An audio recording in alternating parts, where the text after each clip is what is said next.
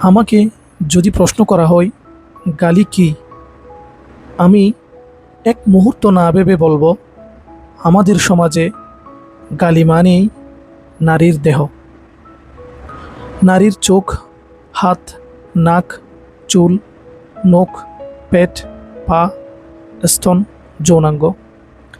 নারীর দেহের এমন কোনো অঙ্গ নেই যেটাকে আমাদের সমাজ গালিতে রূপান্তর করেনি। হিন্দু, মুসলিম, বৌদ্ধ, খ্রিস্টান সমস্ত ধর্ম আলাদা হলেও সবার মানসিকতা এক। নারীর দেহকে অবমাননার অস্ত্র বানিয়ে সমাজ নিজের রাগ, জেদ আর হিংস্রতার স্বস্তি খোঁজে। কারো সঙ্গে ঝগড়া হলেই আমরা চিন্তা না করে তার পরিবারের নারী সদস্যদের টেনে আনি।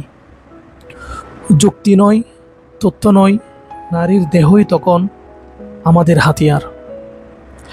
যেন অপমান করতে চাইলে নারী ছাড়া আর কোনো ভাষাই আমাদের জানা নেই।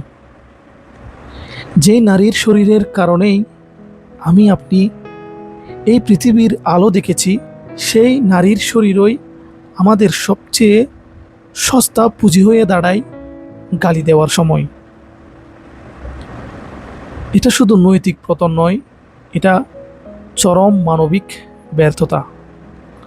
লক্ষ্য করুন, আমাদের সমাজে গালি হিসেবে পুরুষের দেহ ব্যবহারের নজির নেই।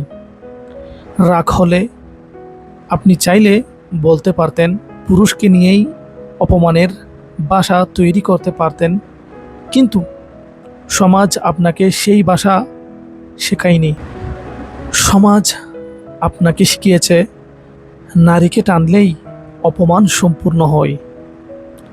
ফলে গালি মানেই বোন, গালি মানেই মা, গালি মানেই স্ত্রী।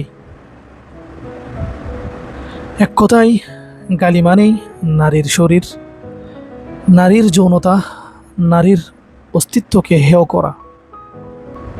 এই শব্দগুলো শুধুই বিরক্তিকর নয়, এগুলো জঘন্য। কারণ এগুলো প্রমাণ করে আমরা এখনও নারীকে মানুষ হিসেবে নয়, একটা ব্যবহারযোগ্য বস্তু হিসেবেই দেখছি। যেই সমাজ গালির ভাষা থেকেই নারীর মর্যাদা কেড়ে নেয়, সেই সমাজ নারীকে সম্মান দেবে এই আশা করাটাই সবচেয়ে বড় ভণ্ডামি। আজ রাতে আয়নার সামনে দাঁড়িয়ে নিজেকে একটা প্রশ্ন করুন, আমি কি সত্যিই নারীকে মানুষ হিসেবে দেখি, নাকি শুধু সম্পর্ক হিসেবে? কারণ আমরা মাকে সম্মান করি, কিন্তু নারীকে না। আমরা বোনকে রক্ষা করতে চাই, কিন্তু অন্যের বোনকে অপমান করে। আমরা স্ত্রীকে নিজের সম্পত্তি ভাবি, কিন্তু মানুষ ভাবতে শিখিনি।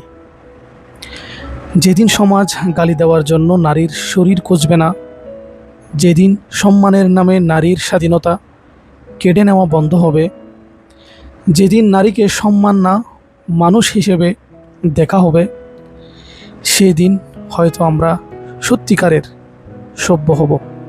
তার আগে আমরা শুধু ভদ্রতার মুখোশ পরে থাকা একটা নিষ্ঠুর সমাজ। সমাজ বদলায় আইন দিয়ে না, মনে রাখবেন, সমাজ বদলায় মানুষের চিন্তা দিয়ে।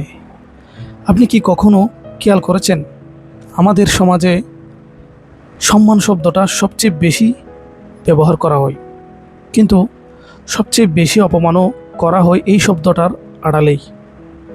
আমরা বলি নারী আমাদের সম্মান, মায়ের জাতিকে সম্মান করতে হবে, বোনদের রক্ষা করতে হবে। কিন্তু মজার ব্যাপার কি জানেন, যেই সমাজ মুখে নারীর সম্মানের কথা সবচেয়ে বেশি বলে, সেই সমাজই প্রতিদিন সবচেয়ে বেশি নারীকেই অপমান করে। রাস্তার মোড়ে দাঁড়িয়ে থাকা ছেলেটা, ফেসবুকের কমেন্টে আগুন লাগানো মানুষটা, বাসের ভেতরে চোখ দিয়ে শরীর মাপা লোকটা, রাগ হলে গালি দেওয়া মানুষটা, সবাই কিন্তু একই সমাজের, একই মানুষ।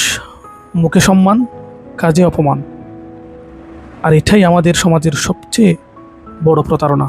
আমরা ছোটোবেলা থেকেই একটা অদ্ভুত শিক্ষা পাই, মেয়েরা নাকি পরিবারের সম্মান, তাই মেয়েদের হাসি নিয়ন্ত্রণ করতে হবে, কাপড় নিয়ন্ত্রণ করতে হবে, চলাফেরা নিয়ন্ত্রণ করতে হবে, বন্ধুত্ব নিয়ন্ত্রণ করতে হবে। অর্থাৎ সম্মান মানে মানুষ না, সম্মান মানেই নিয়ন্ত্রণ। একটা ছেলে রাত 2টায় ফিরলে বলা হয় ছেলে মানুষ, সমস্যা নেই। কিন্তু একটা মেয়ে সন্ধ্যার পর ফিরলেই বলা হয় পরিবারের মান সম্মান শেষ। কেন? কারণ সমাজ নারীর চরিত্রকে মানুষের চরিত্র হিসেবে দেখে না, দেখে পরিবারের ইমেজ হিসেবে। অথচ কেউ কখনো বলে না একটা ছেলে খারাপ কাজ করলে পরিবারের সম্মান নষ্ট হয়। কারণ এই সমাজ সম্মানও একপাক্ষিক করে রেখেছে। সমাজের নীরব প্রতারণা। আমাদের সমাজ একটা ভয়ঙ্কর অভিনয় করে। বাইরে থেকে সে ধার্মিক, বাইরে থেকে ভদ্র, বাহির থেকে নীতিবান, কিন্তু ভিতরে ভর্তি হয়ে আছে কুৎসিত বিচার। একটা মেয়ের ছবি আপলোড হলেই কমেন্ট বক্সে বিচার শুরু। অতিরিক্ত সাজছে, মনোযোগ চাইছে, ভদ্র মেয়েরা এমন না। কিন্তু একই কাজ কোনো ছেলে করলে স্টাইলিশ বাই, বস, আগুন। অর্থাৎ নিয়ম আলাদা। সমাজ কখনো সরাসরি বলে না আমরা নারীকে স্বাধীন মানুষ হিসেবে মানি না, বরং তারা খুব সুন্দরভাবে প্রতারণা করে। তারা বলে আমরা তো মেয়েদের সম্মান করি, তারপর সেই সম্মানের নামেই মেয়েদের ভয় দেখায়, চুপ করায়, বিচার করে। ধন্যবাদ, ভালো থাকবেন।